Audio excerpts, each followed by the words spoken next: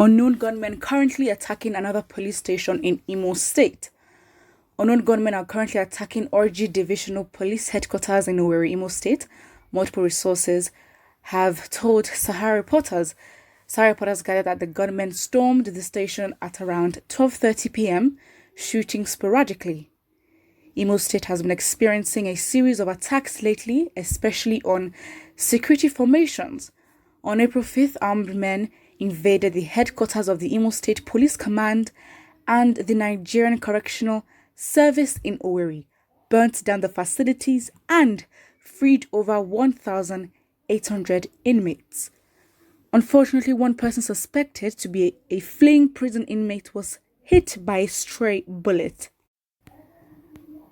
3 days after, the country home of the state governor Hope Uzodinma in Omoma, Oru East local government area of the state, was invaded by gunmen. During the attack, they burnt part of the building and razed some vehicles in the compound, killing at least a security official.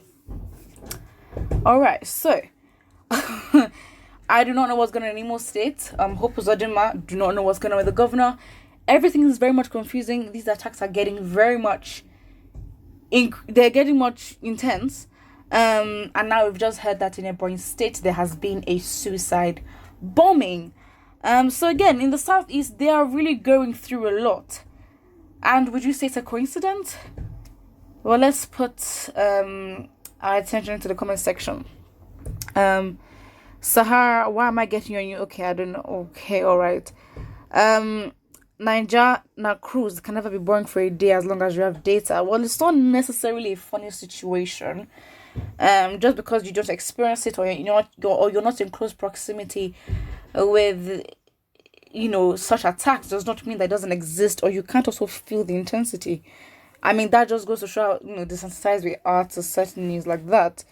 So yeah, somebody says Borno in the making, though preparations have been concluded to deploy additional enforcement from the neighboring states. Well, I mean, what else? Imo State, they need to sort it out. I mean, it would not be surprising that there could be an uprising, or we already know that obviously the ESN might step in to defend the people at some point in time. However, if things are going the way they are, it would be that in Imo State there would be an uprising, a protest, in which it would be very, very intense. You see, there's one thing to protest, but I think when the Southeast wants to protest, I think the whole country will shake up. However, understanding how everything works in the country, it will be that, the strength of the force of the government would increase exponentially, because the government does not like, especially the Southeast, sort of standing up for itself, because obviously with history, they haven't necessarily been on a favorable path, basically. So yeah, that's basically what it is. So yeah, someone says later they will arrest 400 people and accuse them for this attack. So somebody put a video of people attacking each other and also unknown gunmen in action a while ago in Imo State. That's the thing when it comes to these issues. That is when the security chiefs, I don't know what to describe them as. I mean, of course we have the police, but then we have other people who have positions where they should be the first contact when things like this happen. You'd find that these ones, they're not accessible. Why should you not be accessible in times like this? That is the real question. So yeah, somebody says unknown gunmen 5, the Nigerian police force 0. Yeah, somebody says police is not the cause of Nigeria's problem. Stop killing policemen, please. All right. Someone says Nnamdi Kanu boys in action. How? I just think it's a bit tactless for an organization or for a group that literally brought us a whole security network and nobody had an idea that this was happening. Someone says only for unknown gunmen dealing with the entire Fulani and police. You choke.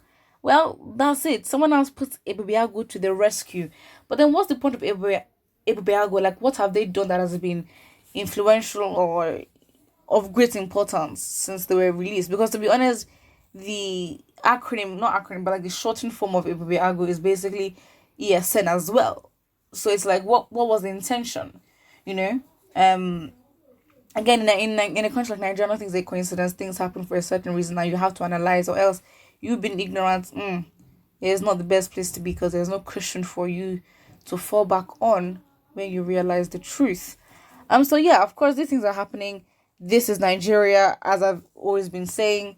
These things will continue to happen, except the people stand up to themselves and stop it from happening. Because again, we've let things like this linger on for too long, and now it's getting so intense that can we actually handle it?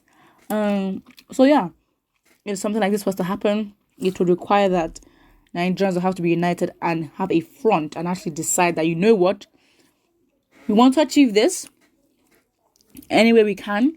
Unfortunately, some things are inevitable, like, you know, a rebuttal, at the word, from the Nigerian government, where they will fight back. Because again, like the NSAS protest, we were fighting for our lives and we ended up losing even more lives.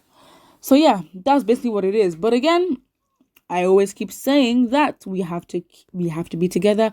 We have no choice. Either we want to separate or move together as a nation. We need to start from scratch, and that scratch requires that we have mutual respect for each other. But some would describe that Nigeria is irretrievably damaged, which means that there is no going back. Why? Because the damage is too deep. Mentalities has been formed. It is just hard. But we're going to have to face it anytime, because again, things will get even more intense, and that's it. That is literally it. Someone says, say a prayer for unknown gunmen. They are doing what politicians can never do for us. And the person puts 2 emojis, heart emojis. Happening now, the station is already down. Soldiers are coming to assist the police. Many army vehicles heading to the station. Only 4 unknown gunmen, many soldiers and police already down.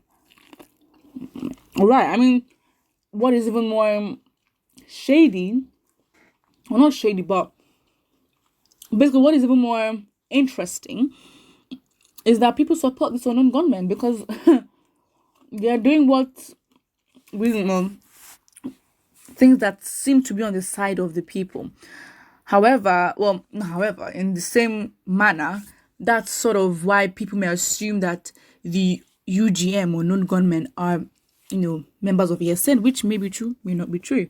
So yeah, put what you think about it in the comment section below, and don't forget to like and subscribe.